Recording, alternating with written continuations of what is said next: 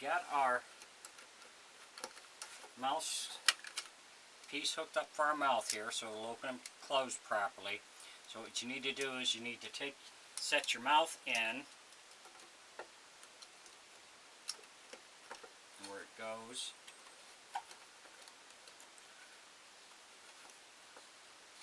And then take a pencil and mark around this block here on both sides. Because we want to screw this into the side, or screw this block in, and this block will always stay in there to hold that. As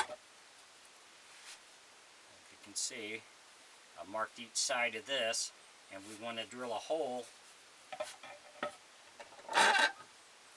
through the outside to the center where that block's going to be.